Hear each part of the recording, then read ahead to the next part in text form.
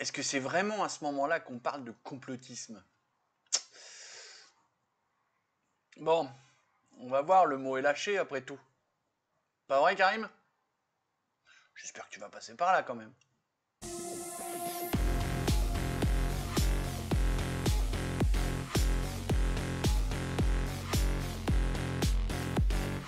Salut Mibiloutier. Café? Ouais, café. En plus, je viens de finir de déjeuner. Premier tournage de la journée. Ce matin, je suis allé chez le médecin. Je sais, tout le monde s'en fout.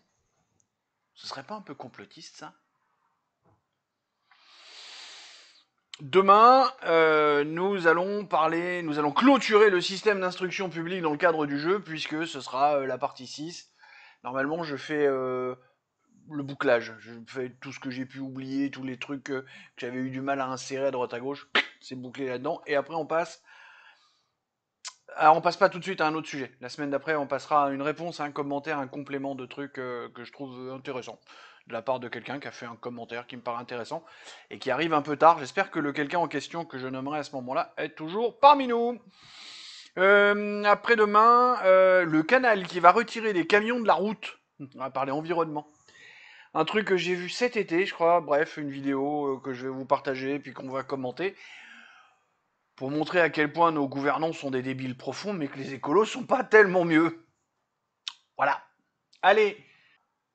Donc, si nous parlions de... Complotiste. On va pas descendre dans tous les détails des sujets dont je vais vous dresser la liste à la Prévert, mais juste pour rappel, pour faire une remontée en mémoire pour gérer les fameux 70 jours. Alors, nous avions le rhume 19. Non, pour être tranquille, on va l'appeler comme ça. Le masque, puis il est interdit, puis après il est obligatoire. Le papier qu'on se doit signer pour s'autoriser à sortir nous-mêmes. La pique-pique qui protège tout le monde, protège la transmission. Puis finalement, non, c'est que les formes graves. Puis finalement, c'est que les machins. Puis finalement, c'est jette un des 20 et puis on verra ce qui se passe. Autre sujet, l'opération spéciale en Ukraine, ou la guerre en Ukraine, comme on veut, en fait, en fonction du camp, si on soutient LCI, BFMerd ou les autres. On y file plein de thunes, plein de machins, plein de comment ça s'appelle, plein de stuff, plein, tu vois. Donc, c'est, voilà. Mais les 8 années qui se sont écoulées juste avant que ça se déclare, le pourquoi de comment ça arrive, interdit d'en parler. Bien entendu, la fermeture de Spoutnik et de RT au passage, sans se poser de questions, et depuis une instance supranationale. Et puis cette stigmatisation, comme je disais, t'es contre LCI ou pour LCI, parce que t'es contre nous ou t'es pour nous, enfin bref. Truc un peu chiant. Un peu plus proche de nous dans le temps, on a Gaza, Israël, le Liban. Alors, Israël se défend d'une attaque terroriste, oui, mais est-ce que ça justifie les morts civiles qui sont faites de l'autre côté, avec le Congrès américain qui applaudit des deux mains. Dans un autre registre, les européennes, pan, une douille pour un certain camp, en France, mais Ursula est quand même réélue, enfin renommée, enfin un truc entre les deux parce qu'on n'arrive pas vraiment à savoir comment ça marche, parce que personne ne nous explique. Puis les législatives, pan, double douille. Mais l'autre, Jupiter Minus Premier, il explique que c'est lui qui décide de tout. Enfin, non, justement, il explique pas, il le fait juste comprendre. C'est lui qui choisit le ministre qu'il veut, le Premier ministre qui met le temps qu'il veut. C'est Yael, la petite Yael, qui est réélue à l'Assemblée nationale, dans des conditions un petit peu spéciales que l'on peut avoir. Parallèlement à tout ça, parce que ça s'est écoulé dans le temps, un peu en même temps, et vu que c'était de l'autre côté de l'Atlantique, les attentats de Trump, les deux, parce qu'il faut pas oublier qu'il y en a eu deux, mais dès le premier, pouf, on a Joe Biden qui saute et qui est remplacé par une autre marionnette. On a après ou avant, parce que tout ça, j'ai pas volontairement pas fait l'ordre chronologique, on a l'Arcom qui décide de supprimer C8 et Energy 12, alors que c'est des chaînes qui cartonnent en termes de part de marché et compagnie, puis c'est des chaînes qui font de la pluralité, du pluralisme, pardon. Mais non, on va les supprimer parce que justement, ils seraient pas assez pluralistes. Ah bon? Tiens donc. On fait un petit détour histoire de finir avec les Jeux Olympiques, les grillages qui ont été mis, les passes sécurité, le contrôle, les caméras machin, avec tout un tas de trucs qui vont rester de manière quasi permanente. Et puis l'arnaque aux restaurateurs et aux hôteliers qui, en fait, on leur avait promis monts et merveilles, ils ont eu un déficit. Ah. Bon, j'ai mis dans la description un lien vers la vidéo de Charbel qui fait tout ce que je viens de dire. Enfin, qui vous dresse le truc de tout ce que je viens de vous dire, mais en un peu plus détaillé. Je vous invite à aller le voir. 3 minutes 46, hein, donc vous allez voir, ça va pas vous coûter beaucoup de temps, puisqu'il paraît que le temps c'est le truc le plus précieux.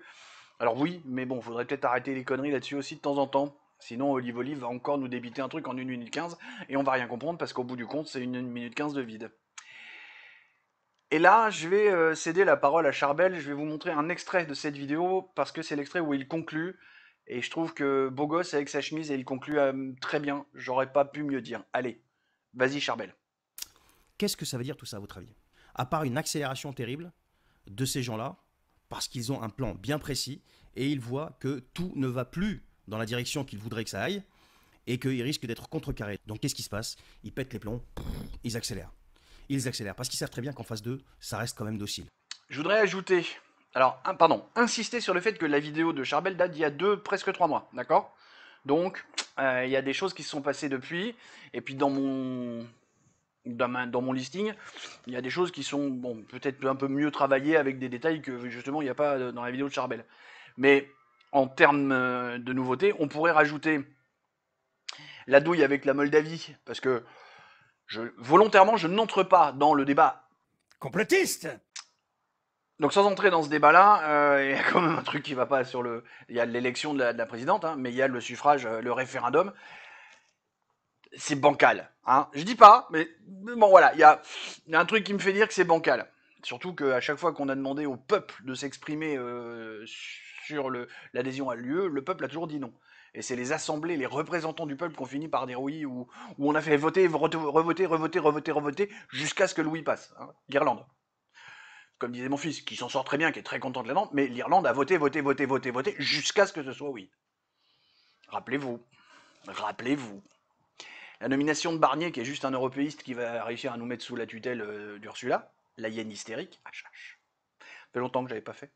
La tentative de remigration par Meloni, qui se fait défoncer la tête par les directives européennes.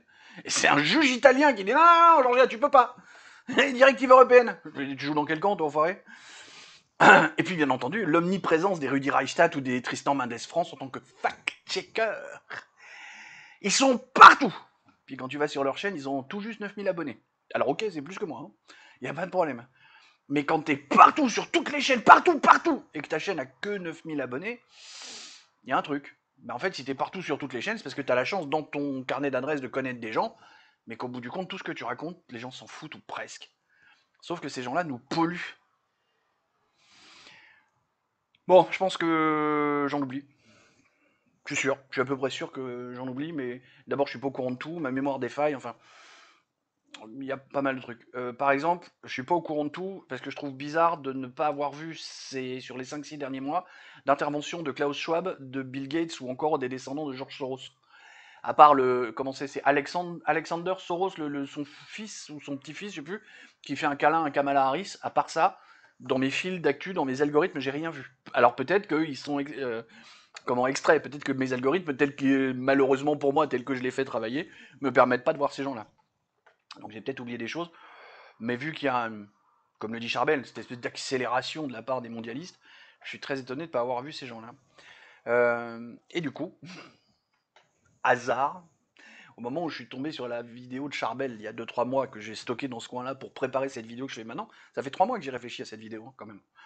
Je suis tombé aussi du même coup sur une autre vidéo dont vous avez le lien en description qui elle est beaucoup plus longue et qui dit combien faut-il de personnes pour lancer une révolution. J'ai trouvé le truc très intéressant.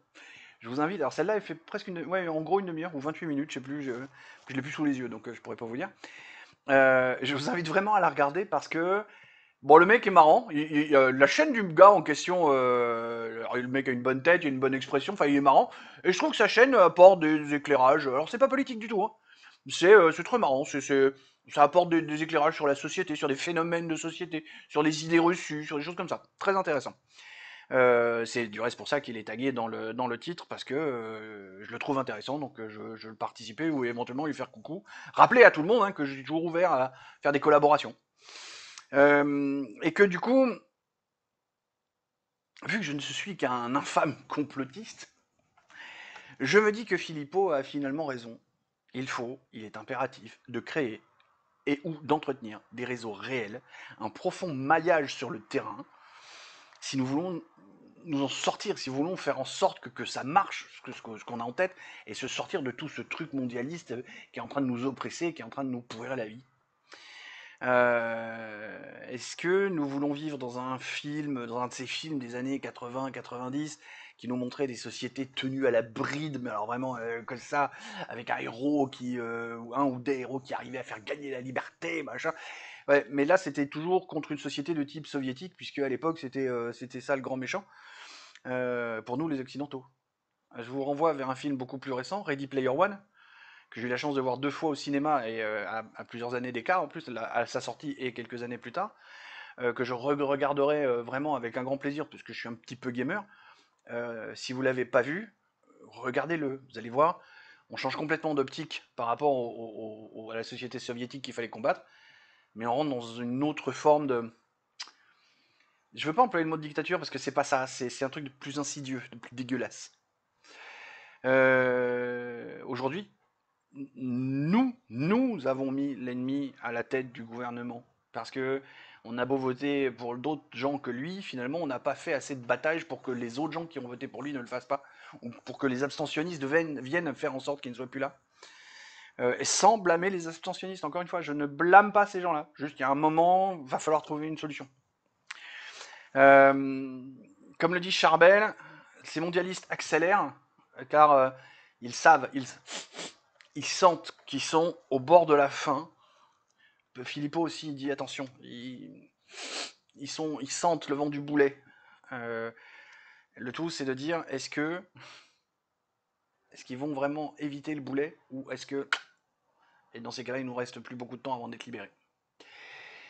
Encore une fois, j'insiste, allez regarder la vidéo sur le truc de la révolution, très intéressant, et puis vous allez voir que c'est nous qui avons la solution en main, et pas des gros influenceurs avec des 200, 300, 400, 500 000 abonnés, mais ce sont des gens comme moi, avec des chaînes qui commencent, et qui veulent faire des communautés réelles, avec des vrais contacts. La solution, c'est moi, c'est vous, mes abonnés, voilà. C'est notre noyau dur de communauté, la solution, elle est là. J'aimerais quand même que ça se développe, mais la solution est là, sincèrement. Voilà, sur ces bonnes paroles, des poutous. Ouais, des poutous, mais pas Philippe, non, non.